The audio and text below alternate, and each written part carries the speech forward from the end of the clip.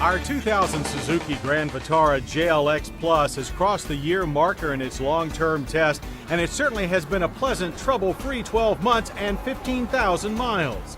Our Grand Vitara proved itself to be a very able urban crew hauler. With a full perimeter frame, it is among the most ruggedly built of the mini utes. Plus, the large rear door and wide cargo floor makes loading heavy gear a breeze. The only time we miss having a hatch is when it rains. Features appreciated in all kinds of weather are its spunky 155 horsepower V6 engine and shift-on-the-fly part-time four-wheel drive system that includes a low range for deep mud, sand, and snow.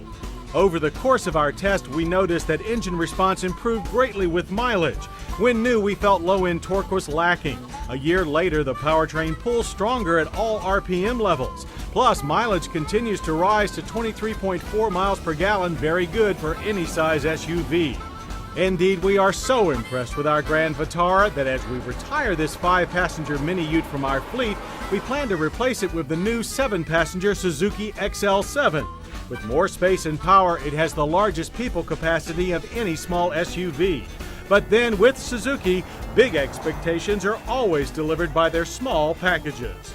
Let's face it, however, if you really want big capacity from an SUV, you'll probably have to drive big as well. And in capabilities and size, they don't come bigger than the Ford Excursion.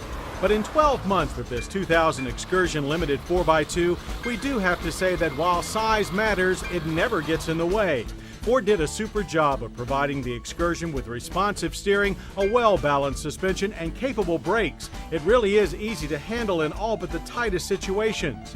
We picked a 4x2 Excursion with the 7.3-liter Power Stroke V8 diesel because this is the combination that's popular for towing.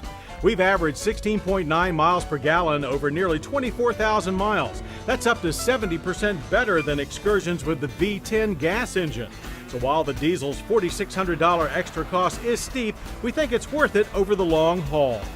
We'll see how the long haul and cold weather is affecting our Mitsubishi Eclipse and this Porsche Boxster S on our next Motorweek long-term road test update.